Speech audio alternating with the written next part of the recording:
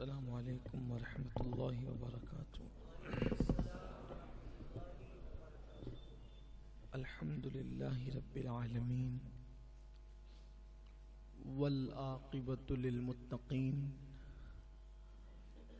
वस्सलातु वस्सलामु अला सय्यिदिल अंबियाइ वल मुरसलीन व अला आलिहि व अस्हाबिहि तय्यिबीन अत्ताहिरीन अम्मा बाद फ़अऊज़ु बिल्लाहि मिनश शैतानिर रजीम बिस्मिल्लाहिर रहमानिर रहीम। या अय्युहल्लज़ीना आमनुत्तक़ुल्लाह व कूनू मअस-सादिक़ीन सदक़ल्लाहुल अज़ीम।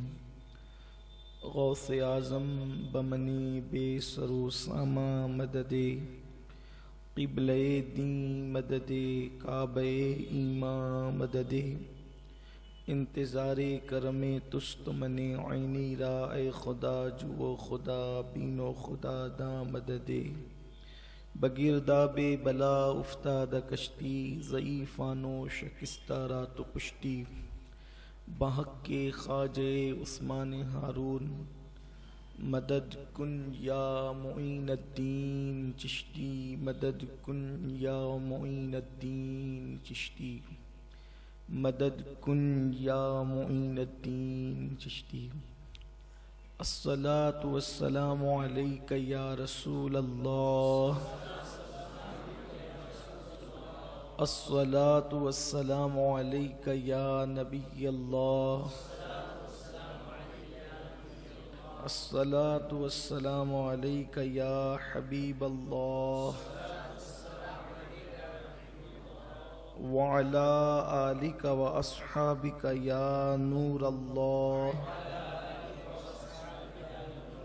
सल्लल्लाहु तआला अलैहि वसल्लम। लहद में इश्क़ रुख़े शह का दाग लेके चले, अंधेरी रात सुनी थी चिराग लेके चले। तेरे ग़ुलामों का नक्शे कदम है राह खुदा, वो क्या बहक सके जो ये सुराग लेके चले।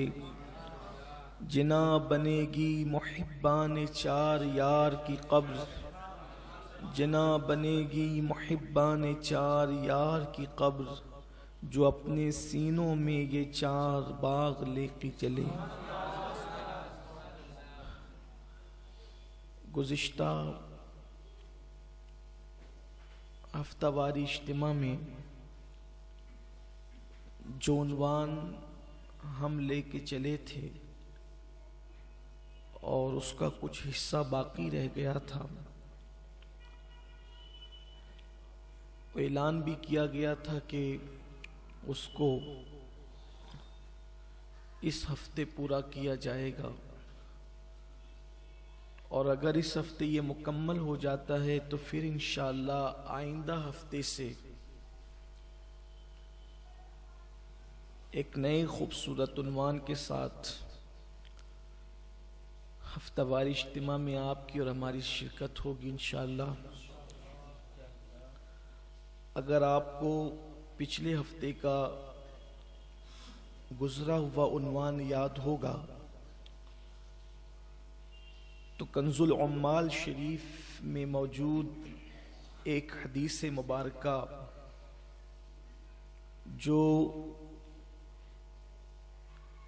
इमाम मुस्तग़फ़री रहमतुल्लाहि ताला अलैह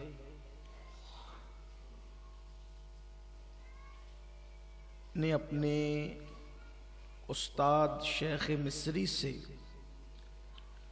जब उस हदीस के मुतालिक पूछा था, वो हदीस खालिद इब्न वलीद, तो उनके उस्ताद ने कहा था कि 1 साल रोज़ा रखो तब मैं वो हदीस तुम्हें सुनाऊंगा। और वो हदीस उन्होंने 1 साल रोज़ा रखने के बाद हासिल की, और उसमें कितने खूबसूरत सवालात है। सवालात एक देहाती के है, एक आराबी के है, और जवाबात सैयदुल फुसहा अफ़सहुल अरब मुस्तफ़ा जान रहमत सल्लल्लाहु अलैहि व आलिहि वसल्लम के हैं। गुज़िश्ता हफ्ते हमने अपने क़ुलूब व अज़हान को उन सवालात और जवाबात से मुज़य्यन किया था, और थोड़ी देर के लिए मुझे भी ऐसा लग रहा था कि जैसे हम मस्जिद या रसूलल्लाह में नहीं, बल्कि हम थोड़ी देर के लिए तसव्वुरात की दुनिया में रसूल पाक सल्लल्लाहु अलैहि वसल्लम की बारगाह में मौजूद हैं, और हुज़ूर अकरम सल्लल्लाहु अलैहि वसल्लम की महफिल सजी हुई है। सहाबा के सितारों जैसे झुरमुट में आमिना बीबी का चांद जो है वो पूरे आबो ताब के साथ चमक रहा है, और आने वाला देहाती सवालात करता जा रहा है, और मुस्तफ़ा जान रहमत सल्लल्लाहु अलैहि वसल्लम जवाब इनायत करते जा रहे हैं। बिल्कुल ऐसा ही महसूस हो रहा था। आइए फिर हम तसव्वुरात की दुनिया में उसी माहौल के अंदर चलते हैं और अपने आप को थोड़ी देर के लिए 14.5 सदियां पीछे लेकर के चले जाते हैं, और फिर वही माहौल कि मुस्तफ़ा जान रहमत सल्लल्लाहु अलैहि वसल्लम झुरमुटे सहाबा में मौजूद हैं, और एक आराबी यानी देहाती सहाबी आते हैं और आकाए करीम सल्लल्लाहु अलैहि वसल्लम से सवालात करते हैं, और मेरे आका सल्लल्लाहु अलैहि वसल्लम जवाब देते हैं। पिछले हफ्ते हर सवाल पर मैंने ख़ास एक नुक्ता आपके सामने बयान किया था कि वो आराबी जो भी बयान करता है या जो भी सवाल करते हैं तो वो बड़ी आला क्वालिटी का मर्तबा और बड़ा ऊंचा मर्तबा हासिल करने के लिए हुजूर अकरम सल्लल्लाहु अलैहि वसल्लम से सवाल करते हैं। मिसाल के तौर पर उनका एक सवाल था कि मैं सबसे बड़ा आलिम बनना चाहता हूँ, आलिम ही नहीं बल्कि सबसे बड़ा आलिम बनना चाहता हूँ। फिर हुजूर ने उसका जवाब दिया था जो पिछले हफ्ते आपने समाअत किया। फिर उन्होंने कहा था कि मैं सबसे ज्यादा गनी बनना चाहता हूँ, हुजूर अकरम सल्लल्लाहु अलैहि वसल्लम ने उसका भी जवाब इनायत फरमाया था। फिर उन्होंने कहा था कि मैं सब लोगों में सबसे बेहतर बनना चाहता हूँ, हुजूर अकरम सल्लल्लाहु अलैहि वसल्लम ने उसका भी जवाब इनायत फरमाया था। फिर उन्होंने अर्ज किया था कि या रसूल अल्लाह मैं सबसे ज्यादा अदल करने वाला बनना चाहता हूँ, आकाए करीम सल्लल्लाहु अलैहि वसल्लम ने उसका भी जवाब इनायत फरमाया था। फिर उन्होंने अर्ज किया था कि या रसूल अल्लाह सल्लल्लाहु अलैहि वसल्लम मैं बारगाह इलाही में खास मकाम हासिल करना चाहता हूँ, आकाए करीम सल्लल्लाहु अलैहि वसल्लम ने उसका भी जवाब इनायत फरमाया था। इस तरीके से ये सारे सवालात के जवाबात आप पिछले हफ्ते की नशिस्त में सुन चुके हैं। अब आते हैं, वो आराबी पूछते हैं या रसूल अल्लाह सल्लल्लाहु अलैहि वसल्लम मैं अच्छा और नेक बनना चाहता हूं। वो कहते हैं कि या रसूल अल्लाह मैं अच्छा और नेक बनना चाहता हूं।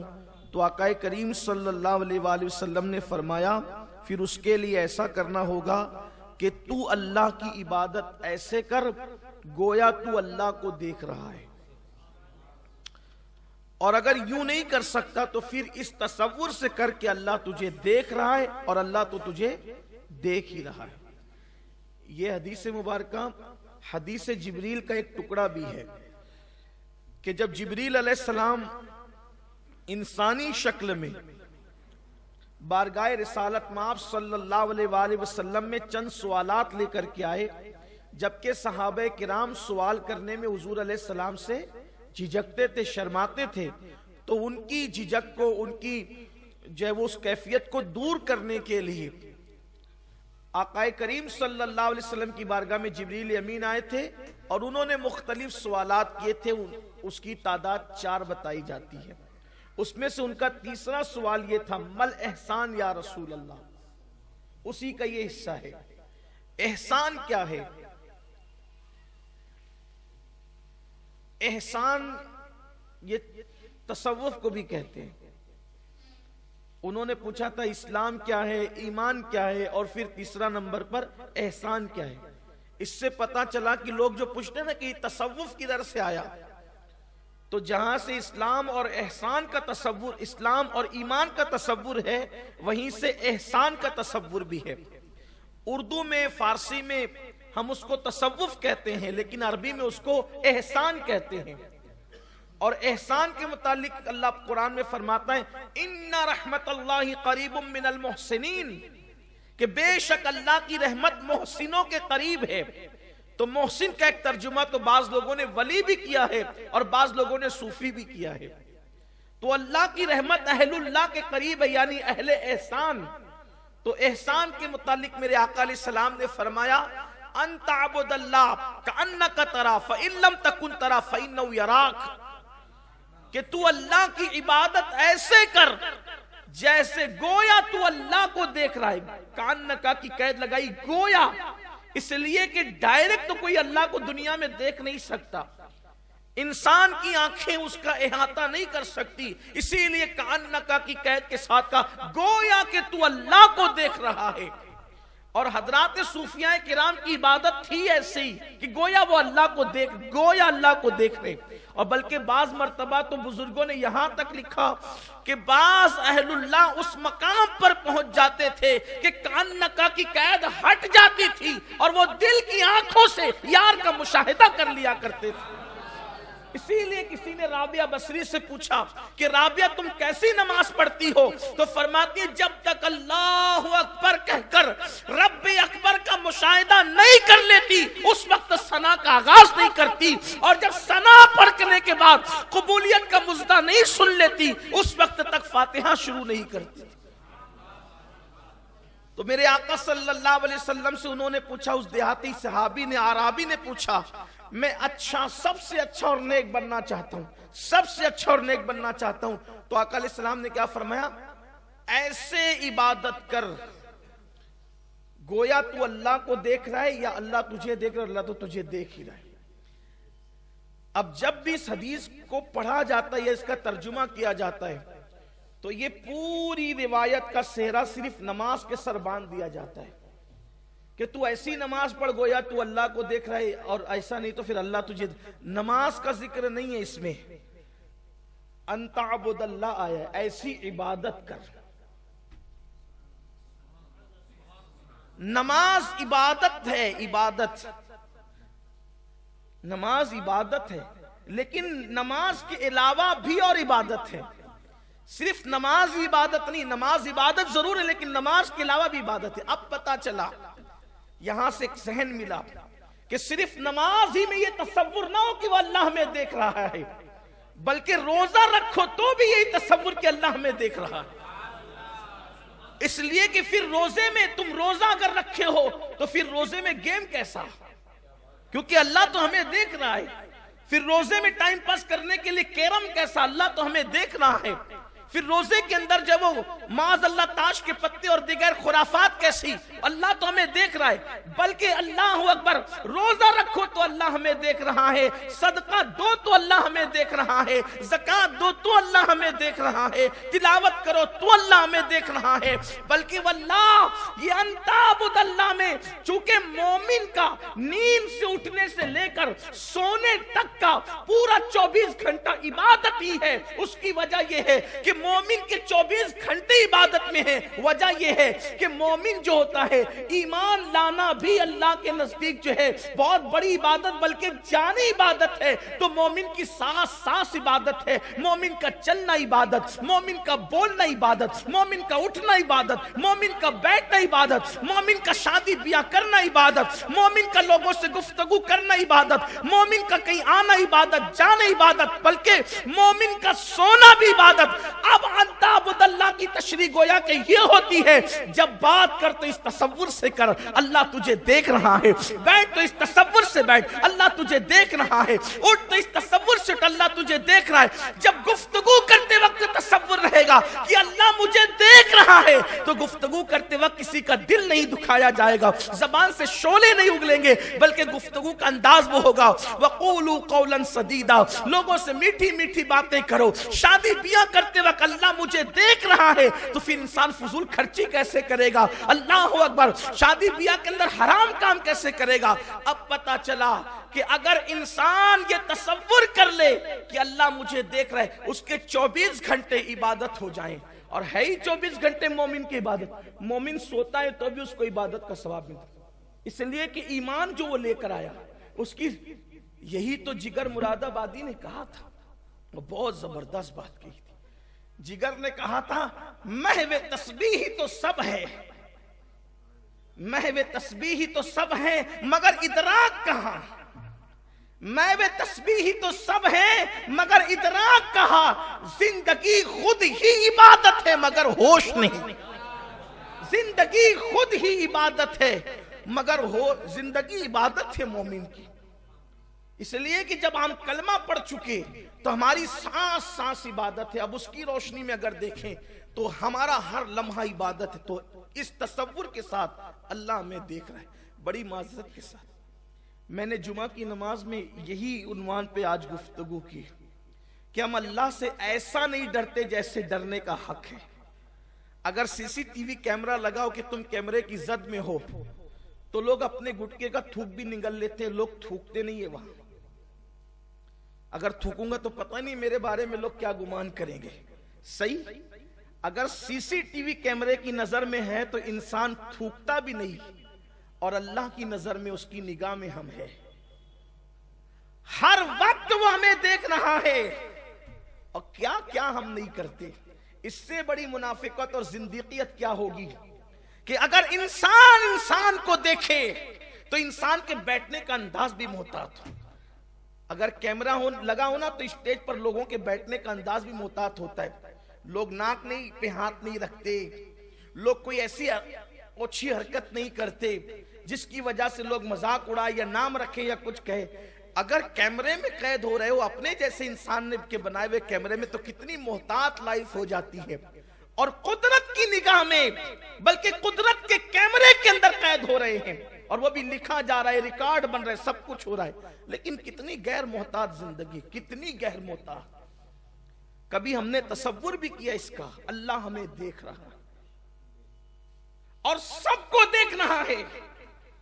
यहां बात आगे बढ़ाने से पहले उस आराबी के सवाल की तरफ और मेरे आका के जवाब की तरफ जाने से पहले यह बात भी कहूंगा, दूसरों के देखा देखी अल्लाह को मानने वाली कौम के हालात भी बदलते जा रहे हैं।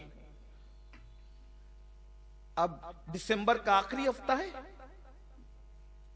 और शायद इसी हफ्ते के अंदर 31 दिसंबर होगी जिसे लोग 31st नाइट के नाम से जानते हैं।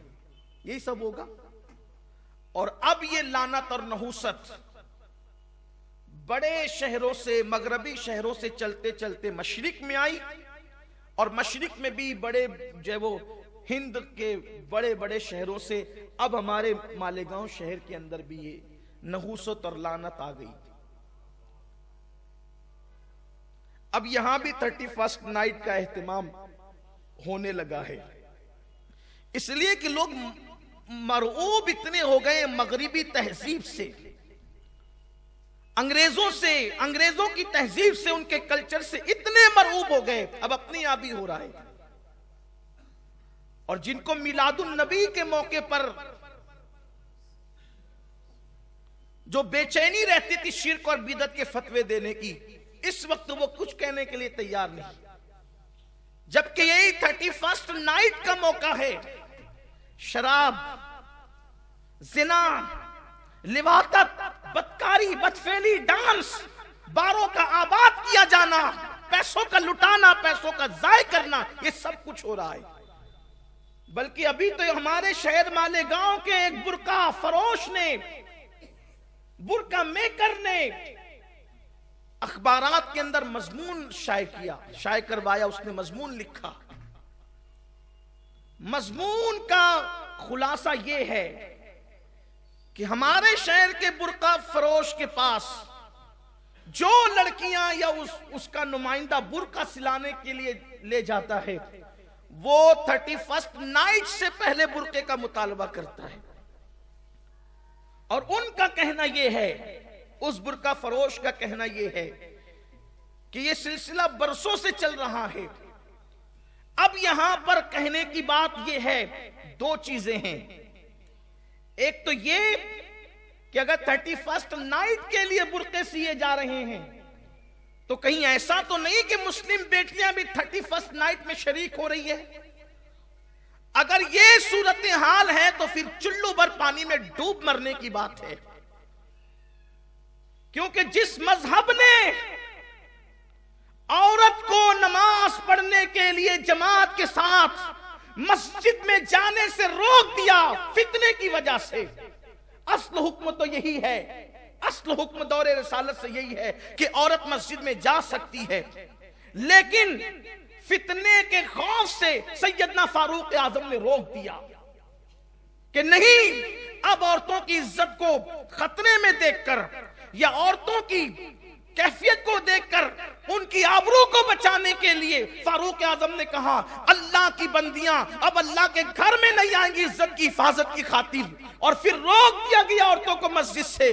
तो जिस मजहब के अंदर औरतों की इज्जत के तहफ्फुज की खातिर औरतों को मस्जिद में जाने से रोक दिया गया है, उस मजहब की मानने वाली बेटियां फिर 31st नाइट मनाने के लिए किस तरीके से बारों की तरफ जा सकती है, किस तरह आबरूओं का सौदा कर सकती है। अगर गुंबदो मीनार के शहर में ये बात है तो हम बहुत दर्द के साथ ये कहते हैं, ये बहुत बड़ा अलमिया है। बाप को, भाई को, घर के लोगों को तवज्जो करना चाहिए कि ऐसा क्यों हो रहा है। लेकिन मेरा गुमान कहता है, मेरे दिल की आवाज कहती है, मेरे ज़मीर की आवाज कहती है कि मेरे शहर मालेगांव की बेटियां ऐसा नहीं कर सकती। अल्लाह अकबर, आज भी उनके अंदर ईमानी जज्बा, हया, गैरत, परहेजगारी मौजूद है। तो फिर ऐसा क्या हो रहा है? तो बात यह है, जो लड़कियां मजहबी है, जो लड़कियां मसलकी है, जो लड़कियां मशरबी है, यानी दीन, धर्म, मसलक व मजहब से जिनका ताल्लुक है, वो कतई ऐसी नहीं है, बल्कि वो लोग जो जराइम पेशा लोग हैं, वो बुर्के को बदनाम करने के लिए, या जो मुशरिकीन हैं, जो लोग जिनका इस्लाम से ताल्लुक नहीं है, वो लोग बुर्के को बदनाम करने के लिए जब जिना के अड्डों पे जाते हैं तो बुर्के पहन करके जाते हैं, जब वो जिना के अड्डों पे जाते हैं तो बुर्के के साथ जाते हैं। उसकी वजह यह है कि एक तीर से दो शिकार हो जाए, एक तो उनका चेहरा बच जाए और दूसरा ये कि बुर्का पहनने वाली बच्चियां बदनाम हो जाए। अब ऐसी नाजुक सूरत हाल में बुर्के वाली की इज्जत भी बच जाए और ये जराइम पेशा लोग बेनकाब हो जाए, तो उसके लिए करना क्या चाहिए? क्या नेक बच्चियां बुर्का छोड़ दें? क्या नेक बच्चियां बुर्का तर्क कर दें? नहीं नहीं, बुर्का हम तर्क नहीं कर सकते। फिर क्या करें? उसका तरीका सबसे खूबसूरत जो मेरे जहन में आता है वो ये है कि फिर हम ये बुर्का न पहने, मेरी बेटियां ये बुर्का न पहने, मेरी बहनें ये बुर्का न पहने, बल्कि जो मदनी बुर्का है, जो मुस्तफा जान रहमत के दौर में पहना जाता था, वो बुर्का बच्चियां पहनना शुरू कर दे तो आवारा लड़कियों में और कनीज़ान फातिमा के अंदर दोनों में फर्क हो जाएगा। आप कहेंगे ये मदनी बुर्का कौन सा है, मदीने वाले की तहजीब के मुताबिक बुर्का कौन सा है? तो उम्मुल मोमिन हज़रत आयशा सिद्दीक़ा रज़ी अल्लाह ताला अन्हा फरमाती है कि हुजूर के दौर में जो बुर्का पहना जाता था वो इंतहाई भद्दा बुर्का होता था। औरतें जब चलती थी तो ऐसा लगता था कि जैसे उनके सरों पे कौवे बैठे हुए हैं, और इतना ढीला ढाला होता तो उसपे कोई डिजाइन नहीं होती थी, उसपे कोई रंग रोगन वाला मामला नहीं होता था। यानी कि ये जो डिजाइन वाले बुर्के ये सब नहीं, बहुत सादा सिंपल बुर्का होता था। बल्कि आज से 900 साल पहले इमाम गजाली ने फतवा दिया था कि डिजाइन वाला बुर्का पहनना नाजायज है, सिंपल बुर्के पर आ जाएं शरीफ लड़कियां अगर आबरू बचाना चाहती हैं। तो फिर ये फर्क हो सकता है कि चूंकि जराइम पेशा लड़कियां तो ये सिंपल बुर्का नहीं पहन सकती, जैसे जराइम पेशा लोग सुन्नते रसूल के सांचे में नहीं ढल सकते। आप देख लें, जराइम पेशा लोग दाढ़ियां रख लेते हैं लेकिन सुन्नत के सांचे में नहीं ढल पाते हैं। तो इसीलिए फिर फर्क हो जाता है कि असल गुलाम मुस्तफा कौन है, जराइम पेशा लोग कौन है। तो इसी तरीके से बुर्के में भी एक पहचान बना ली जाए, बुर्के सिंपल हो, बड़ा भद्दा कपड़ा, यहां तो कीमती से कीमती कपड़ा हो, एकदम सिंपल कपड़ा, इज्जत ही बचाना। मैं कहता हूं अगर सिंपल कपड़े में इज्जत बचती है तो वो डिजाइन वाले करोड़ रुपए के बुर्के से बेहतर है, क्योंकि इज्जत से बढ़कर कोई चीज नहीं।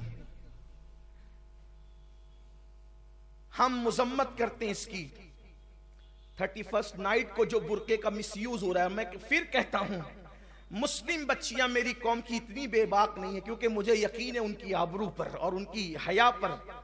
जो मस्जिद आने के लिए जिद नहीं करती वो बार में क्या जाएगी, और जो जाती हैं उनका सैयदा फातिमतुज़ ज़हरा से कोई ताल्लुक नहीं इसलिए जाती है, वरना जो कनीज़े फातिमा होगी वो तो मर जाना पसंद करेगी, लेकिन कभी बार में जाना पसंद नहीं करेगी। इसलिए हमें भी थोड़ा सा ध्यान रखना पड़ेगा, हमें भी थोड़ी तवज्जो करनी पड़ेगी। हर नौजवान की जुत्थे अपने मोहल्ले में बैठकर नजर रखे, कौन कहां आता है कौन कहां जाता है।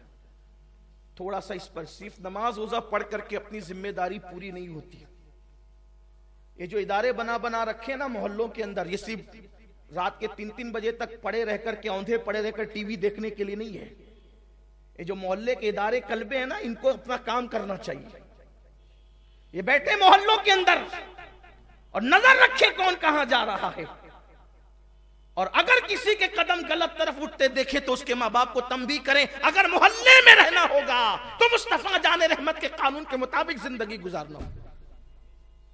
और मुस्तफा जान रहमत का कानून क्या है? किसी मुल्क के खिलाफ कानून नहीं है। मुस्तफा जान रहमत का कानून है औरत की इज्जत की हिफाजत, एक दूसरे की इज्जत की हिफाजत, एक दूसरे के वक़ार की हिफाजत, हलाल रोजी, यही उनका कानून है। वल्लाह कोई सच्चा मुल्क मुस्तफा जान रहमत के कानून का कभी मुखालिफ नहीं हो सकता, इसलिए कि उनका कानून तो पूरी कायनात के लिए और इतना खूबसूरत है।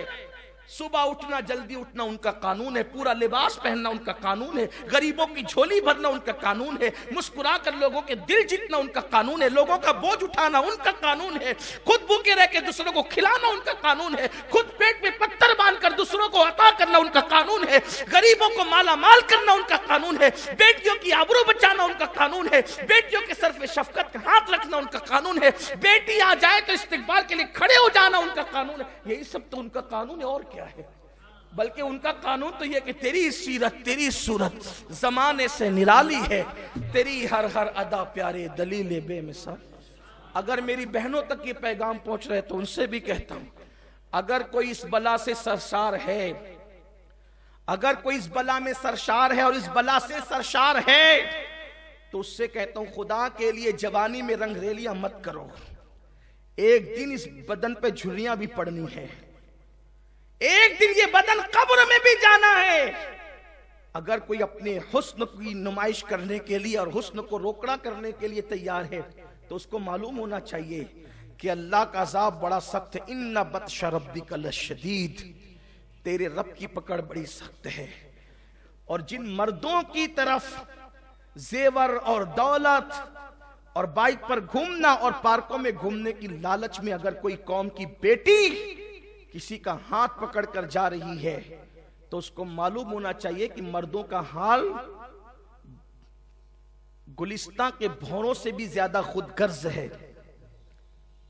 भौरा एक मर्तबा फूल का रस चूस करके जब भाग जाता है तो दोबारा कभी उधर का रुख भी नहीं करता। यही हाल मर्दों का भी। अगर किसी ने कह दिया कि मैं तुमसे प्यार करता हूं तो वहां ढेर हो जाना, ये कोई अकलमंदी और दानिशमंदी नहीं है। ऐ कौम की नादान बेटियों, अगर किसी के एक जुमले पर कि मैं तुझसे प्यार करता हूं ढेर हो जाना सबसे बड़ी गैर दानिशमंदी का काम है, क्योंकि वो एक ही जुमले पर आपका पूरा रस निचोड़ने के लिए तैयार है, आपकी जवानी लूटने के लिए तैयार है, आपकी आबरू लूटने के लिए तैयार। उससे सवाल तो करती कि अगर वाकई उसके दिल में इतना दर्द भरा और प्यार भरा दिल होता तो वो अपनी दूध पिलाने वाली मां से प्यार क्यों नहीं करता? वो उंगली पकड़कर चलाने वाले बाप से क्यों प्यार नहीं करता? वो दूध शरीक बहन से क्यों प्यार नहीं करता? जो बदबख्त और कमबख्त इस कदर हवस परस्त हो कि वो अपनी दूध पिलाने वाली मां से प्यार ना कर सके, वो तुमसे क्या प्यार कर सकेगा? इसलिए खुदा के लिए अपनी हद में रहो। इस्लाम से बढ़कर किसी का कोई खैर खा नहीं है, इस्लाम से बढ़कर के कोई तहफ्फुज फराम नहीं कर सकता, इस्लाम से बढ़कर कोई आबरू को तहफ्फुज नहीं दे सकता। इसलिए अगर कोई बुर्के को बदनाम करना चाहता है तो इंशाअल्लाह हम बुर्के को तो बदनाम नहीं होने देंगे। जैसे दाढ़ी बदनाम नहीं होने दी, एक वक्त था कि लोग दाढ़ी को टारगेट कर रहे थे, लेकिन आज आ गए वही।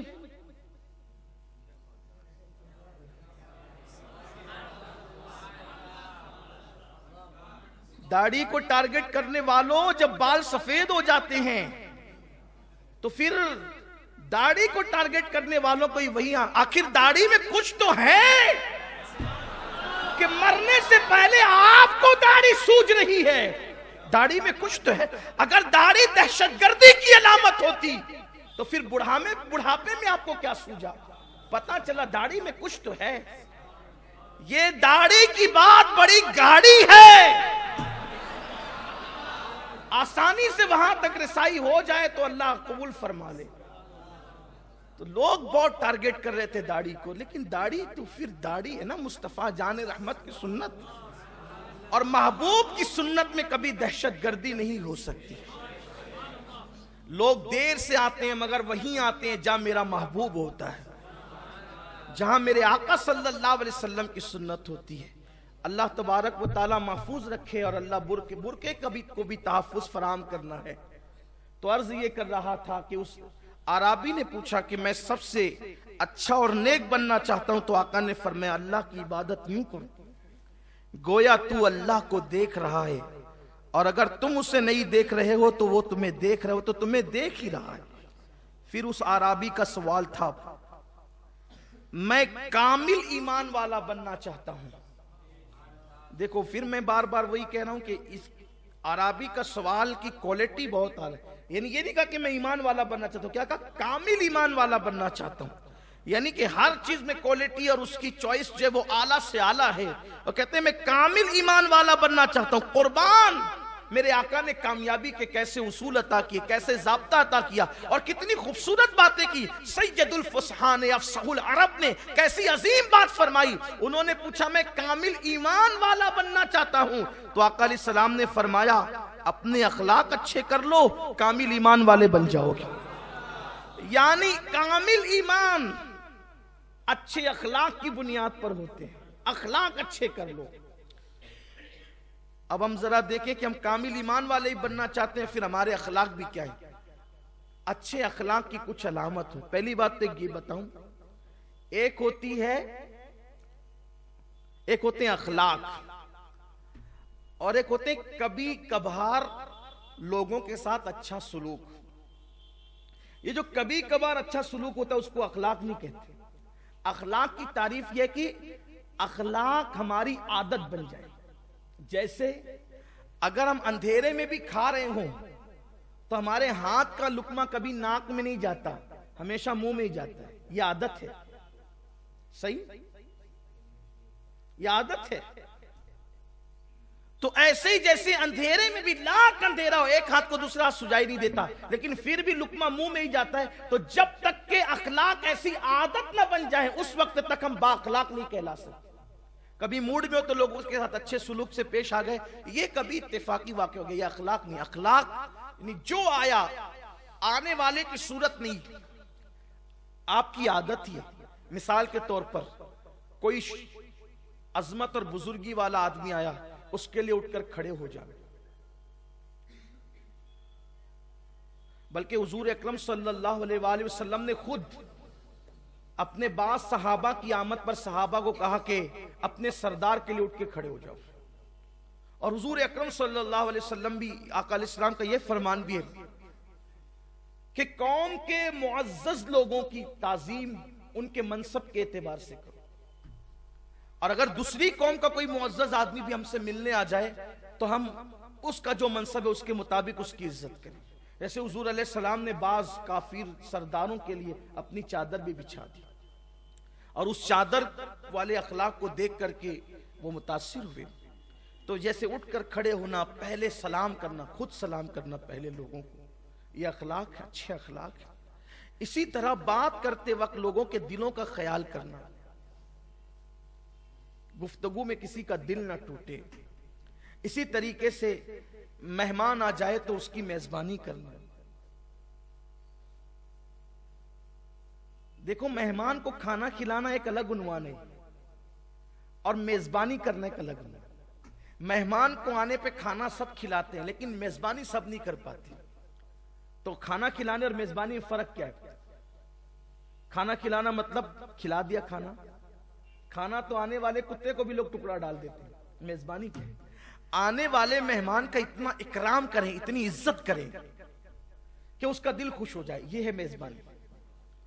फिर चाहे आप उसको गोश्त रोटी ना खिला सकें, खजूर ही दें, लेकिन उसकी इतनी इज्जत करें,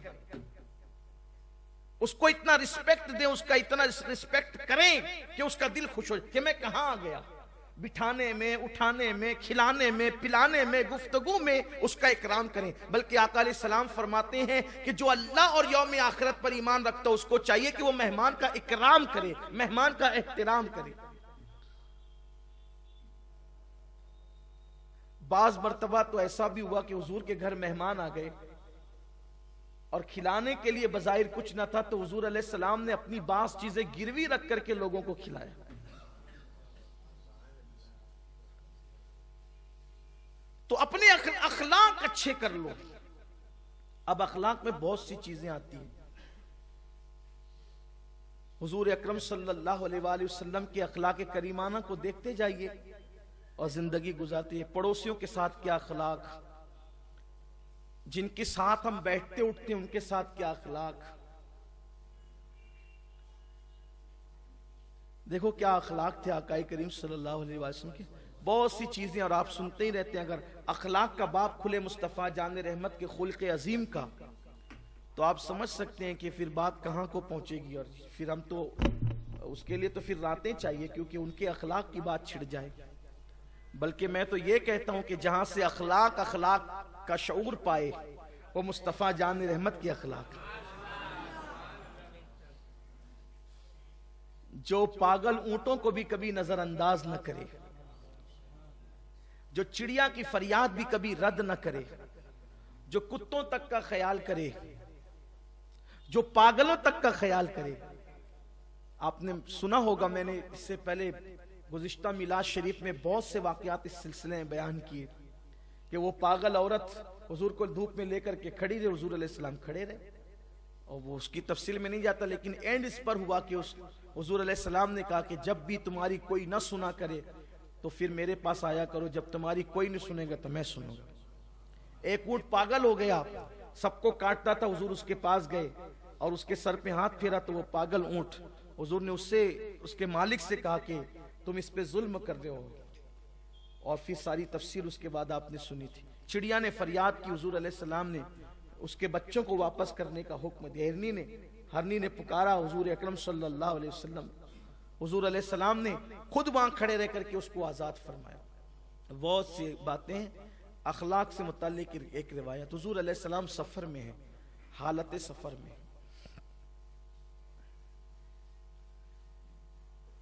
अब अपनी क्या आदत है कि अगर हम सफर में हो और अगर इत्तेफाक से, हुस्न इत्तेफाक नहीं कहता बल्कि कहता हूं सूए इत्तेफाक से, अगर हम ही इल्म वाले हों, हम ही पीर साहब हों, हम ही आलिम साहब हो, हम ही सैयद साहब हो, हम ही खतीब साहब हो, हम ही यानी बड़ा मनसब अपना ही हो, तो फिर पूरे सफर में हम सबको नौकर बना लेते हैं। पानी पिलाओ, चाय पिलाओ, ये लाओ, वो लाओ, ये सभी रहता है। बल्कि बाज अल्लाह खैर फरमाए कि बाज लोग का हाल तो ये होता है कि फिर उनकी जेब में कभी उनका हाथ भी नहीं जाता, सोचते हैं कि सफर में सबको लूट ही खा ले। अजीब फितरत है लोगों की, अभी अजीब आदत भी है। वो अपने हाथ से अपनी चप्पल भी नहीं पहनना चाहेंगे, ये कैफियत। लेकिन आइए हुजूर अलैहिस्सलाम के अखलाक करीमाना सल्लल्लाहु अलैहि वसल्लम एक मकाम पर उतरे और उतरने के बाद हुजूर अलैहिस्सलाम ने खुद सहाबा को काम तकसीम किया, तुम ये कर लो, तुम ये कर लो, तुम ये कर लो, तुम। और जब काम तकसीम हो गए तो आकाए करीम सल्लल्लाहु अलैहि वसल्लम खुद लोगों की नजरों से ओझल हो गए, लोगों की निगाहों से ओझल हो गए। सब अपने अपने काम में लगे थे। खाना पकाने की तैयारी हो रही थी उस जंगल के अंदर, सब अपने अपने काम में लग गए थे। थोड़ी देर के बाद देखा कि हुजूर अलैहिस्सलाम तन्हा आ रहे हैं और अपने सरों पर लकड़ियों का गट्ठा रख करके ला रहे हैं।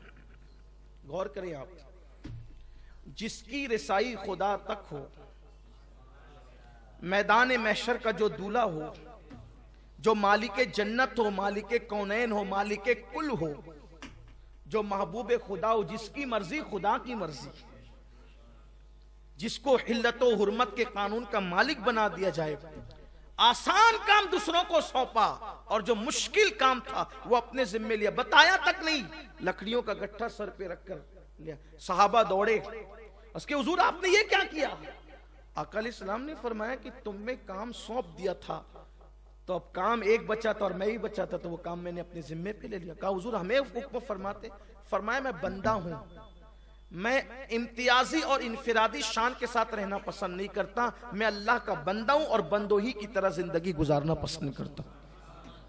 आप देख ले, हमारा हाल तो ये कि अगर अपने घर में भी कोई फंक्शन और शादी होगा तो हम कुर्सी पर टांग पे टांग डाल करके बैठेंगे, लोग कहेंगे जरा तू वो कर ले, तू वो कर, आप भी कुछ करें, जरा बंदे हो, कभी तो इजहार हो बंदगी का, उठ करके कभी आप भी पानी लें और पिलाएं लोगों को। रसूलुल्लाह के घर मेहमान आते थे तो हुजूर उनके हाथों को खुद धुलाते थे। हुजूर अलैहिस्सलाम ने लोगों के सामने खाना खुद रखा, कभी बकरियों का दूध खुद दुहा, बाजार खुद गए, हत्ता कि अपनी नालैन शरीफ को अगर सदमा पहुंचा, सदमा पहुंचने का मतलब समझिए आप, मैं नहीं कह सकता लेकिन लोग ऐसा कहते हैं कि नालैन टूट गई। खुदा की कसम, जिस नालैन के सदके टूटी हुई किस्मतें संवर जाती है, उसको टूटा हुआ किस मुंह से कह दूं?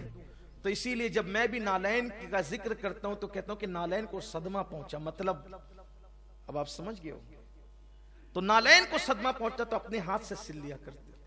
हुजूर के अखलाक करीमाना थे, इसीलिए जो हुजूर अलैहिस्सलाम को दूर से देखता हुजूर के हुस्न से मरऊब हो जाता, और जब करीब आता तो हुजूर के अखलाक से हुजूर पर फिदा हो जाता। हुजूर अलैहिस्सलाम कभी अपने सहाबा के साथ हंसी भी करते, मजाक भी फरमाते, जैसा कि उनकी शान थी, हंसी मजाक भी फरमाते। अच्छा, हुजूर की एक खास बात थी, यूं तो उनकी हर बात ही खास है। हुजूर अलैहिस्सलाम जिस महफिल में जाते, जिस महफिल में जाते तो अपनी तरफ से उस महफिल का मजा कभी माज़अल्लाह किरकिरा नहीं करते थे, बल्कि उस महफिल में हुजूर खुद रंग जाते थे। जैसे अगर सहाबा हंसी मजाक कर रहे हो तो हुजूर अलैहिस्सलाम भी शामिल हो जाते हंसी मजाक करने। अगर वहां गम का माहौल हो तो हुजूर अलैहिस्सलाम उस गम में शरीक हो जाते। अगर वहां तिजारत की बात हो रही हो तो वो तिजारत की बातों में शामिल हो जाते। अगर वहां सियासत की बात हो रही हो उसमें शामिल हो जाते। लेकिन जब हुजूर शामिल होते तो हर जगह वो इमामुल अंबिया नजर आते। हंसी करने में भी कोई उनकी मिसाल ना था, इजहार गम में भी कोई उनकी मिसाल ना था, इजहार ताजियत में भी कोई उनकी मिसाल ना था, और जंगी चालों में भी उनकी जो है वो उनकी कोई मिसाल ना था, और बेहतरीन जर्नेल होने में कोई उनकी मिसाल ना था, बेहतरीन सिपा सालार होने में भी कोई उनकी मिसाल ना था, बेहतरीन शुजा होने में भी कोई उनकी मिसाल ना था, बेहतरीन इल्म वाला होने में भी उनकी कोई मिसाल ना था। तकवा, परहेजगारी, हिल्म, बुर्दबारी, मईशत, माशरत, समाज, इज़्दिवाजी जिंदगी, वो हर जगह बेमिसाल नजर आते।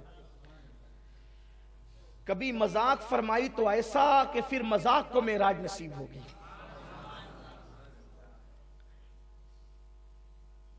और जिसके साथ की फिर उसने जिंदगी भर याद रखा कि हुजूर ने मेरे साथ मजा फरमाई। एक देहाती है, उन्होंने कहा कि या रसूलल्लाह सल्लल्लाहु अलैहि वसल्लम आप मुझे ऊंट अता फरमाएं। तो आका ने फरमाया ठीक है, हम आपको ऊँटनी का बच्चा देंगे, कुर्बान जाए।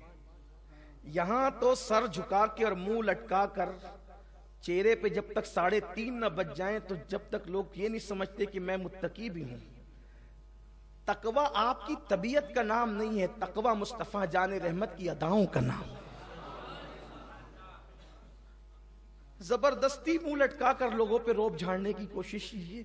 तकवा चेहरे पर नहीं है, तकवा तकवा हाँ होना तकवा। या और कोई हंस दे तो आ जनाब के औसान खता हो जाता। हमारी महफिल में आपने क्यों हंसा? हुजूर की महफिल में भी लोग हंसते थे, लेकिन जहां हंसने की जरूरत है वहां हंसा करें। हर जगह हंसना हंसाना भी अच्छी चीज नहीं, लेकिन हंसे भी तो उसकी भी एक हद है। कभी कहे की आवाज हुजूर से नहीं सुनी गई और ऐसे मुस्कुराए कि यूं मुस्कुराए जान सी कलियों में पड़ गई, यूं लब कुशा हुए कि गुलिस्ता बना दिया। वो मैं हम तुम्हें ऊँटनी का बच्चा देंगे। उन्होंने कहा यार रसूल, मैं ऊँटनी का बच्चा क्या करूंगा, इसलिए कि ऊँटनी का बच्चा बड़ा होते होते जवान होते होते 5 साल गुजरते हैं ना। तो उन्होंने कहा कि क्या करूंगा मैं, मुझे ऊँट चाहिए। हुजूर ने फरमाया हम आपको ऊँटनी का बच्चा देंगे। उन्होंने कहा यार रसूल सबको देते हैं, अब मैं अर्ज कर रहा हूं। तो हुजूर ने फरमाया हम ऊँटनी का बच्चा देंगे। तो कहा हुजूर मैं ऊँटनी का बच्चा लेके करूंगा क्या। आका ने फरमाया भले इंसान, ऊँट भी तो ऊँटनी ही का बच्चा होता है। अंदाज़े मज़ाह पे कुर्बान। इंशाअल्लाह किसी वक्त अगर याद रहा तो हम पूरी एक गुफ्तगू, पूरी एक इज्तिमा में नशिस्त, इंशाअल्लाह नशिस्त हुजूर के मज़ाह पर, अंदाज़े मज़ाह पर करेंगे। और उनके मज़ाह में भी क्या मज़ा था। हुजूर अलैहिस्सलाम की साली है हज़रत अस्मा बिनते अबू बकर, ये हज़रत अब्दुल्ला बिन जुबैर की वालिदा है, अम्मा आयशा की सगी बहन है। एक दिन हुजूर अलैहिस्सलाम वुजू कर रहे थे। वुजू करते हुए हुजूर अलैहिस्सलाम ने करम की वजह से अज़राए मज़ा अपनी उंगलियों के पानी के छींटे उनके चेहरे पे डाल दिए। बूढ़ी होने के बाद भी वो 18 साल की जवान वाली चेहरा लगता था, बुढ़ापे में भी। हालांकि उनकी आंखों की बीनाई चली गई थी, इतनी लंबी उम्र उन्होंने पाई। हज्जाज बिन यूसुफ के दौर तक वो जिंदा और हयात रही, इतनी लंबी उम्र पाई। वाक़या करबला उनके सामने बीता, वो मक्कतुल मुकर्रमा वाली करबला शरीफ के वक्त भी वो मौजूद थी, वाक़या हर्रा के वक्त भी वो मौजूद थी, हज्जाज बिन यूसुफ के दौर में भी वो मौजूद थी, करबला के बाद तक वो हयात रही। यानी गोया के 80 साल से ज्यादा की उन्होंने उम्र पाई। और भी उम्र है, लेकिन इस वक्त मुझे जब वो मुकम्मल तौर पर उनका सने विसाल याद नहीं आता। लेकिन उसके बावजूद भी जो जवान लड़कियां होती है 18-20 साल की, उस तरह उनका चेहरा था। और किसी ने कहा कि बीनाई भी चली गई है, लेकिन चेहरे से शबाब के आसार नहीं जाते। कहा क्यों जाएं, इसलिए कि महबूब खुदा ने अज़राए मज़ा एक मर्तबा अपने करम से मेरे चेहरे पे पानी के छींटे डाल दिए। ये पर्दे के अहकामात के नुज़ूल से पहले की बात हो सकती, वरना जब पर्दे के अहकामात आ गए तो फिर उसके बाद किसी औरत को बेपर्दा आने की इजाजत नहीं थी। तो हुज़ूर अलैहिस्सलातु व तस्लीम के मज़ाह पर बहुत से वाक़यात हैं जिसका तज़किरा यहाँ नहीं होता। तो हुज़ूर अलैहिस्सलाम ने फरमाया कि अपने अखलाक अच्छे कर लो। इसीलिए हमारे बुजुर्गों की महफिलें भी अक्सर व बेशतर बहुत पुरमज़ा रहती थी, मज़ा वाली महफिलें होती थी। इस पर मुझे कई वाक़यात मेरे जहन में आ रहे हैं, लेकिन अपने उन्वान की तरफ चलते हैं। फिर उन्होंने अर्ज किया, उस आराबी ने अर्ज किया कि या रसूल अल्लाह सल्लल्लाहु अलैहि वसल्लम,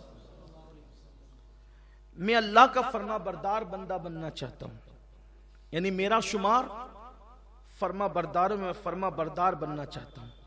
तो हुजूर अकरम सल्लल्लाहु अलैहि वसल्लम ने फरमाया, सैयदुल फुसहा का जवाब था, फराइज की पाबंदी करो, तुम अल्लाह के मुती और फरमा बरदार बंदे बन जाओगे। फराइज की पाबंदी करो, फर्ज कभी छूटने ना पाए, फर्ज मत छोड़ो कभी, तुम फरमा बरदार बन जाओ। अब आज का हाल ये हो गया है कि हम फराइज को छोड़कर नवाफिल में उलझ गए, नफल ज्यादा करते हैं, फर्ज से कोसों दूर। अब यहां फर्ज और नफल की बात एक आपको बताता हूं। मिसाल के तौर पे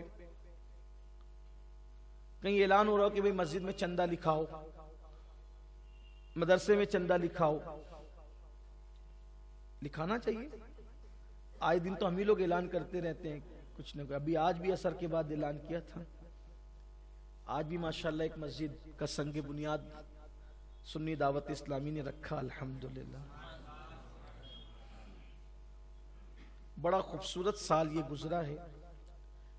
मैं समझता हूं कि 2020 के आगाज से लेकर अब ये 2020 की आखिरी मस्जिद का संगे बुनियाद था इस साल का। मैं समझता हूं कि तकरीबन 11 से 12 मस्जिदों का संगे बुनियाद शहर मालेगांव में रखा, जिसमें से 8 मस्जिदों का तो इफ्तिताह हो चुका अल्हम्दुलिल्लाह। उसमें से 7 तो तंजीम की थी और एक मजीद दूसरे इदारे की तरफ से। और अब अल्लाह का शुक्र है कि मस्जिद इब्राहीम का आज संग बुनियाद रखा गया। उम्मीद है कि रमजान शरीफ से पहले उसका इफ्तिताह होगा और ये सिलसिला हुनूस जारी है और इंशाल्लाह जारी रहेगा। एक तहरीक है, मस्जिदें बढ़ाओ नमाजी बढ़ाओ।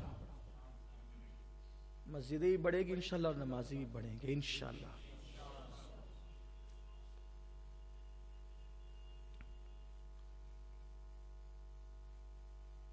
तो अगर मस्जिद मदरसे के चंदे का ऐलान होता है तो कोई कहता है मेरी तरफ से 5,000, कोई कहता है 10,000, कोई कहता है 50,000, ये नफिल है। लेकिन रमजान शरीफ में ज़कात उसकी अभी तक बाकी है, ज़कात दिया ही नहीं, फर्ज को छोड़ के नफल में उलझ गया। और पहले ज़कात दो, ज़कात फर्ज है। अगर साहिब निसाब हो तो पहले ज़कात। इसी तरह माँ बाप दवा के लिए तरस रहे, उन पे खर्चा नहीं करते और मस्जिद में चंदा देते हो। मस्जिद में चंदा देना नफल है, माँ बाप पे खर्च करना ये फर्ज है। उनकी जरूरत का ख्याल करना हम पे फर्ज है, लाजिम है। बल्कि किसी भी जगह पर पैसा देने में, रुपया खर्च करने में उतना सवाब नहीं मिलता जितना माँ बाप पे खर्च करने में सवाब मिलता है। हुजूर अकरम सल्लल्लाहु अलैहि वसल्लम फरमाते हैं, अगर कोई अपनी उम्र को लंबी करना चाहता है, उम्र को बढ़ाना चाहता है, रोजी में बरकत चाहता है, तो वो अपने माँ बाप पे खर्चा किया करे और माँ बाप की मगफिरत के लिए दुआ किया करे। अल्लाह उसकी उम्र भी लंबी करेगा, उसकी रोजी में भी बरकत अता फरमाएगा। फिर एक और बात कि लोग बिलखुसूस नौजवान मसरूफियत के इस दौर में मुतलकन नमाज नहीं पढ़ते। 95% नौजवान नमाज नहीं पढ़ते क्योंकि उनका ख्याल यह है कि अगर आएंगे तो जोहर की 14 रकअत पढ़नी पड़ेगी, ये बहुत ज़रूरी है। असर की 8 पढ़नी पड़ेगी, बहुत ज़रूरी है। मगरिब की 7 पढ़नी पड़ेगी, बहुत ज़रूरी है। फिर उसके बाद दुआए सानी में भी शिरकत होनी होगी। ये सब सोच करके फिर वो मस्जिदों के अंदर नहीं आते। तो मैं उनसे कहता हूं, अल्लाह के बंदो, कम से कम सब छोड़ने के चक्कर में सब ना छोड़ो। अगर टाइम नहीं है तो कम से कम फर्ज पढ़ लो और जो ताकीदी सुन्नत है वो पढ़ लो, लेकिन पढ़ तो लो। फिर किसी ने जहन में ये बात डाल दी कि भाई जीन्स और टी शर्ट पहना होगा तो नमाज नहीं होगी। अब उसको तो मिल गया बहाना कि मौलाना अभी तो मैं शॉप पर हूं, दुकान पर हूं, अब मैं कहां कुर्ता लेने के लिए घर जाऊं और कहां ये करूं, कहां वो करूं। मैं कहता हूं अल्लाह के बंदे पढ़ तो ले। अगर जीन्स और टी शर्ट पर ही पढ़, मैं इजाजत नहीं दे रहा हूं लोगों को, लेकिन ये कहता हूं कि चले अगर वो लिबास पूरा है, इसलिए कि नमाज के लिए तो सत्र औरत ही शर्त है, शरायत में से है। तो अगर फर्ज छोड़ रहा है तो फर्ज मत छोड़, जीन्स और टी शर्ट पर ही पढ़ ले, मगर पढ़ ले। अगर नहीं तेरे पास वक्त है सुन्नत पढ़ने का तो कम से कम फर्ज ही पढ़ ले, दुकान ही में पढ़ ले, शॉप में पढ़ ले, मगर मत छोड़ नमाज। इसलिए कि फर्ज छोड़ने वालों, मेरे आका ने फरमाया, मन तरक सलात मुताम्मिदन फकत कफर। जिसने नमाज छोड़ दी जानबूझ के, वो कुफ्र की हद तक पहुंच गया।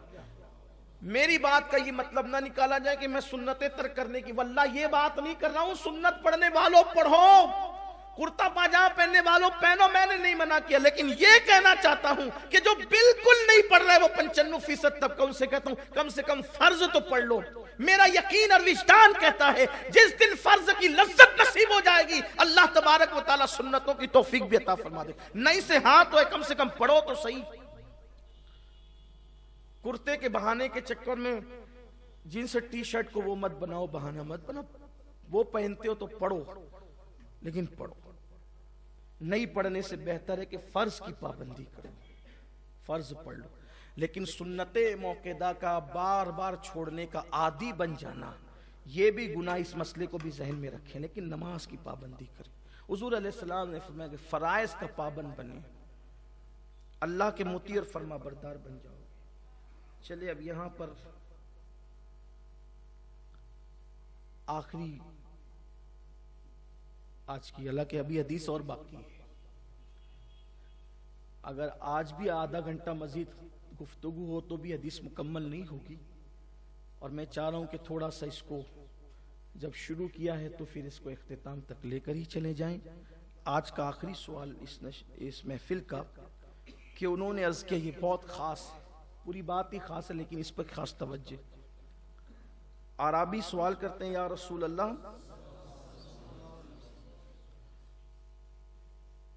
रोज़े क़यामत के दिन मैं अल्लाह से इस हालत में मिलना चाहता हूं कि मेरे वजूद पर कोई गुनाह ना हो, मैं गुनाहों से पाक और साफ होकर अल्लाह से क़यामत में मिलना चाहता हूं। क़यामत के दिन मैं अल्लाह से पाक और साफ, कि मेरे नामे अमाल में कोई गुनाह ना हो, इस शान से मैं अल्लाह से मिलना चाहता हूं। कितना खूबसूरत जवाब है।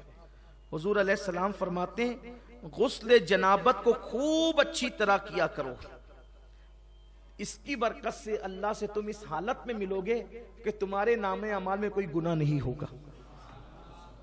यानी गुस्ल जनाबत जो लोग अच्छी तरह करते हैं, क़यामत के दिन वो गुनाहों से पाक होकर के उठेंगे। पहली बात तो लोग 2-2-3-3 तक गुस्ल जनाबत को 2-2-3-3 दिन तक करते ही नहीं है, ऐसे ही घूमते रहते हैं। हुजूर अकरम सल्लल्लाहु अलैहि वसल्लम फरमाते हैं कि जहां जुनबी हो, यानी जिस शख्स पर, जिस मर्द औरत पर गुस्ल जनाबत फर्ज हो, वो जहां होगा वहां अल्लाह की रहमत के फरिश्ते नहीं होंगे। कुछ लोगों के बारे में तो हम देखते भी है, सुनते भी है कि वो ऐसे उठ करके लूम चलाने भी चले जाए, साइजिंग में भी चले गए, दुकान में भी आ गए, और उसके बाद जब उनको मौका मिला फिर वो तब गुस्ल करेंगे। मेरे खुद का तजुर्बा, ये मैं बता रहा हूं आपको।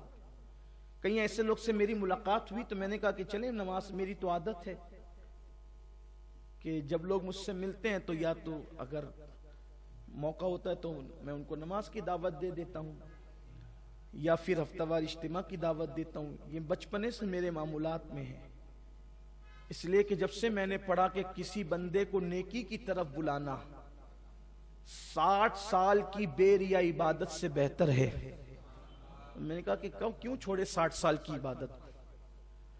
60 साल गार में बैठकर इबादत करने वाले को जो सवाब मिलता है, उससे ज्यादा सवाब नेकी की तरफ बुलाने वाले को मिलता है। नियत अल्लाह की रजा। मैं तो जिन दिनों स्कूल पढ़ता था, मैं अपने स्कूल के दोस्तों को भी दावत देता था कि हफ्तावार इज्तिमा में आओ।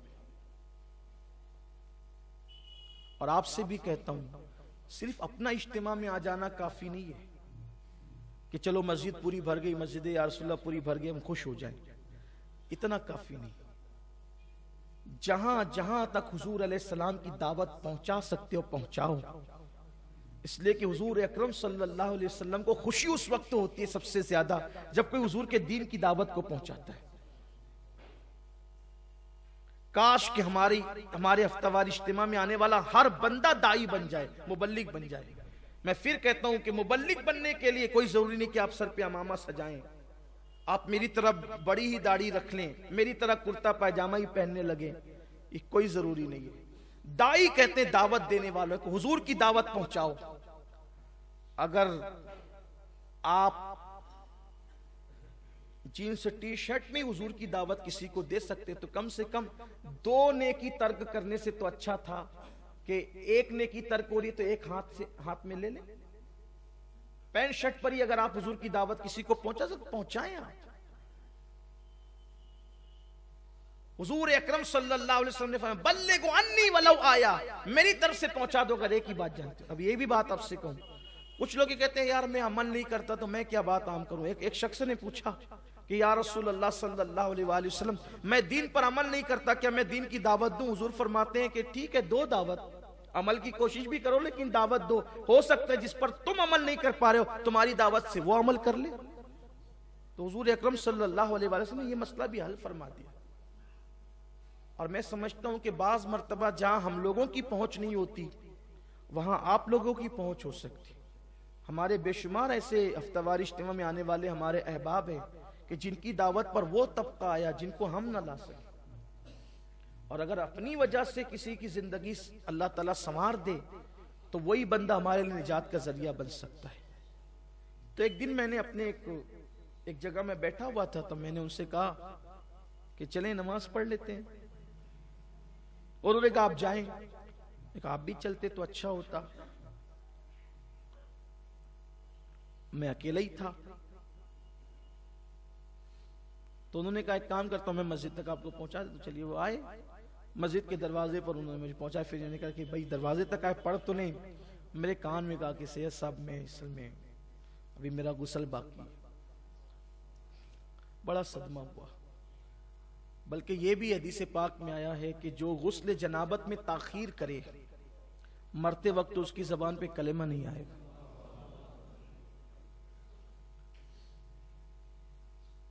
आदत बना लें, जब फारिग हो फौरन गुस्ल करें। हालांकि फज्र के वक्त तक इजाजत है, लेकिन फौरन करें, अपनी आदत बनाएं। मौलाए कायनात सैयदना अली करमल्लाहु ताला वजहुल करीम फरमाते हैं कि मैंने कभी जनाबत रात के अव्वल के हिस्से में नहीं की, हमेशा मैंने जनाबत रात के आखिरी हिस्से। मैं जनाबत सिर्फ समझाने के लिए कह रहा हूं, वहां तक अभी बच्चे बहनें सब और लोग होते हैं, से समझाने के लिए। मैंने कभी जनाबत का मामला शुरू रात में नहीं किया, हमेशा रात के आखिरी हिस्से में किया। वजह इसलिए कहते हैं कि अगर शुरू हिस्से में करता तो रात में उसी हालत में सोना पड़ता।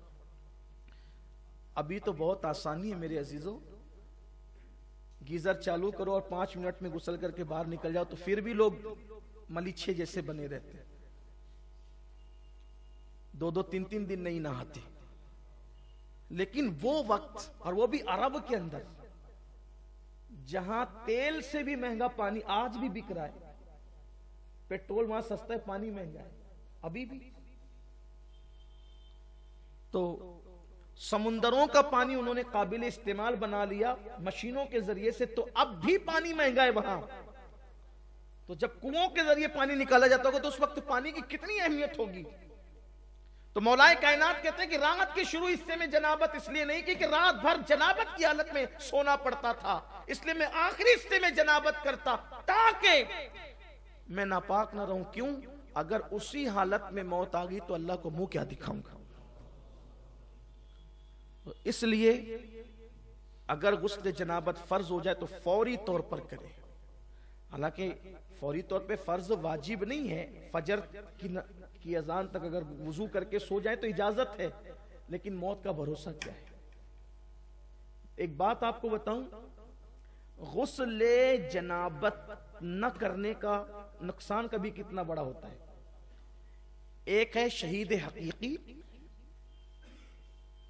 एक है शहीद फिqही, और एक है शहीद हुक्मी। शहीद की 3 किस्म। शहीद हकीकी वो है कि जिसको मार दिया गया, जुल्मन मारा गया, अल्लाह की राह में मर गया, वगैरह वगैरह। अब उसको इतनी देर तक जिंदगी नहीं मिली कि एक नमाज का वक्त आ जाता, या वो एक लुकमा खाता, या वो वसीयत करता। ये सब अगर वसीयत कर लिया तो शहीद हकीकी ना रहा, फिqही हो गया। ठीक इसी तरीके से नमाज का वक्त आ गया, या वसीयत कर दिया, या खाना खा लिया, अब वो शहीद हकीकी न रहा। लेकिन जो शहीद हकीकी होता है उसको उसी के खून के साथ उसी कपड़ों में दफन किया जाता है, और वो अपने खून को लेकर क़यामत के दिन उठेगा उसी कपड़ों में, और उससे मुश्क की खुशबू आएगी, और उसका खून भी मीज़ान अमल पे तौला जाएगा। ये शहीद हकीकी की बरकत है। लेकिन अगर उसने गुस्ल जनाबत नहीं किया था तो अब उसको गुस्ल दिया जाएगा। अब उसको गुस्ल दिया जाएगा, हालांकि शहीद का खून पाक है, पाक। शहीद का खून पाक है, इसीलिए फुकहा ने बयान फरमाया कि अगर शहीद के खून के कतरे कुएं में पड़ जाए तो उसको नापाकी का हुक्म नहीं दिया जाए। वो खून आलूद अगर कपड़ा कुएं में गिर जाए उसकी नापाकी का हुक्म नहीं दिया जाएगा। आप उसको उठा करके देखें, तो शहीद का ये मुकाम होता है। लेकिन अगर वो जुनबी नहीं है तो उसे गुस्ल नहीं दिया जाएगा, वरना उसे गुस्ल दिया जाएगा। अब ये जो एक फजीलत थी ना कि शहादत का खून कब्र में लेकर के जाना, बल्कि एक बात बताऊं, उन्होंने तो इश्क में किया था, लेकिन उसके बावजूद भी उनको गुस्ल दिया गया। लेकिन चूंकि किया था गफलत में नहीं बल्कि इश्क में, इसलिए गसीलुल इंसान नहीं बने, गसीलुल मलाइका बने। हालत जनाबत ही में निकले थे लेकिन गुस्ल दिया गया उनको भी। तो गुस्ल जनाबत जल्द से जल्द किया जाए। बल्कि मेरे आका अलैहिस्सलाम फरमाते हैं अमीन वो लोग हैं, यानी अमानतदार वो लोग हैं जो गुस्ल जनाबत सही तौर पे करते हैं और जल्दी करते हैं। अच्छा, गुस्ल जनाबत भी सही तौर पे होना चाहिए। हुजूर अकरम सल्लल्लाहु अलैहि वसल्लम फरमाते हैं जब किसी को जुन्ब की कैफियत होती है तो उसके बाल बाल में जनाबत होती है। अगर एक बाल भी हालत जनाबत में धुलने से रह गया तो पाकी ना हुई। लोग तो धड़ाधड़ धड़ाधड़ पानी बदन पे पानी बहाने का नाम गुस्ल नहीं है। नाक की नरम हड्डी तक पानी चढ़ाना, गरगरा करके हलक तक पानी पहुंचाना अगर रोजे में नहीं है तो, और उसके बाद इस अंदाज से बदन पर पानी बहाना कि हर बाल से कम 3 कतरे पानी बह जाए, ये जरूरी होता है। फर्ज गुस्ल बहुत एहतियात से होना चाहिए वरना गुस्ल बाकी रहेगा। कुछ लोग तो बस बदन पे 3-3 4-4 बच्चों के बाप हो गए लेकिन गुस्ल करना सीख ही नहीं सके। क्या नमाज होगी और क्या इबादत होगी और क्या तिलावत होगी, कितना बड़ा अलमिया है। तो इसलिए मेरे आका अलैहिस्सलाम ने फरमाया कि अगर तुम ये चाहते हो कि गुनाहों से पाक हो के क़यामत के दिन अल्लाह से मुलाकात करो तो गुस्ल जनाबत अच्छी तरह से किया करो। हुजूर इस्लाम ने कहा कि अच्छी तरह से किया करो, इसलिए गुस्ल जनाबत अच्छी तरह से करने की आदत डालें। नाक के बाल बढ़ जाया करें तो उसको कटवा लिया करें, इसलिए कि अगर बाल कटवा लेते हैं तो गुस्ल जनाबत में आसानी होती है। इसी तरीके से अगर कुछ खाए हैं दांत में फंस गया है और निकाला जा सकता है तो वो सारा हिस्सा धुलना हमारे लिए फर्ज है। गरगरा करना चाहिए, और गरगरा करने में शर्माओ मत कि आवाज आएगी तो लोग क्या कहेंगे। लोगों को छोड़ दो, कौन क्या कहेगा। हलक के अंदर पानी पहुंचना चाहिए। इसीलिए काफिर कभी पाक नहीं हो पाता। काफिर कभी पाक, क्योंकि वो नहा तो लेता है, पानी तो बहा लेता है, कभी कभी बेतकल्लुफ पानी पीने की वजह से उसका गरगरा भी हो जाता है, हलक भी धुल जाता है बेतकल्लुफ पानी पीने, लेकिन नाक में पानी वो कभी नहीं पहुंचा पाता, क्योंकि नाक में पानी पहुंचाने का तसव्वुर सिर्फ इस्लाम में है। इसलिए काफिर कभी पाक नहीं हो पाता गुस्ले जनाबत से, कभी पाक नहीं हो पाता। इसीलिए हमारे हुजूर मुफ्ती आजमीन का तकवा यह था कि कभी आप काफिर के हाथ की बनी हुई चाय भी नहीं पीते थे। हालांकि पी सकते हैं लेकिन नहीं पीते, उनका मिजाज था। बल्कि उनका जिक्र आ गया तो एक बात याद आ गई। एक ऐसी खूबसूरत महफिल थी जहां हुजूर मुफ्ती आजम और मुहद्दिस आजम दोनों जमा थे। चाय आ गई, और चाय आई तो चाय रखी गई। इत्तेफाक से चाय होटल से आई थी, तो सैयदी मुफ्ती आजम ने पूछा कि चाय कहां से आई। तो किसी ने कहा कि वो फलाने के यहां से। तो आपने फरमाया कि मैं काफिर के हाथ की बनी हुई चाय नहीं पीता। तो वो चाय उठा ली गई। चाय रखी थी सैयदी मुहद्दिस आजमीन के सामने, तो लोगों ने समझा वो नहीं पी रहे तो ये भी नहीं पिएंगे। तो सैयदी मुहद्दिस आजमीन रहमतुल्लाहि ताला से किसी का हुजूर मुफ्ती आजम चाय नहीं पीते। क्यों? का वो कहते हैं कि वो काफिर के हाथ की बनी हुई इसलिए वो नहीं पिएंगे। तो आपने फिर कप संभाल लिया और कप संभाल कर उठाकर पीते हुए फरमाया ये वो उनका तकवा था, ये उनका फतवा है। वो उनका तकवा था और ये उनका, और आपने पी लिया। पी सकते हैं लेकिन सैयदी मुफ्ती आजमी रहमतुल्लाहि ताला अलैह नहीं पिया करते। इससे ये नहीं कि अब जो पीने लगे तो आप उसको जो वो टेढ़ी नजर से, नहीं, इजाजत है। लेकिन आप फरमाते थे, बल्कि उन्होंने ही लिखा ये बात जो मैंने अभी अर्ज की ना, कि काफिर कभी पाक नहीं हो पाता, क्योंकि नाक में पानी चढ़ा करके धुलने का तसव्वुर काफिरों के यहाँ नहीं है। बेतकल्लुफ पानी पीने से उनका हलक धुल जाता है। इसलिए आपसे कहता हूँ गुस्ले जनाबत सीखिए और अच्छे से सीख करके गुस्ले जनाबत कीजिए। और गुस्ले जनाबत की बरकत भी बहुत ज्यादा है। जब कोई गुस्ले जनाबत करता है तो हर कतरे की तादाद के बराबर फरिश्ते पैदा किए जाते हैं, और वो फरिश्ते क़यामत तक उसके लिए मग़फ़िरत की दुआ करते हैं जिसने जनाबत का गुस्ल किया था, और गुस्ल जनाबत का पानी बतौर नेकी मीज़ान में तौला जाएगा। ये उसकी बरकतें। अल्लाह ताला तौफीक अता फरमाए। गुफ्तगू के दरमियान कोई गलती हो तो अल्लाह माफ़ फरमाए। अस्तग़फिरुल्लाह रब्बी मिन कुल्लि ज़ंबिन व अतूबु इलैह।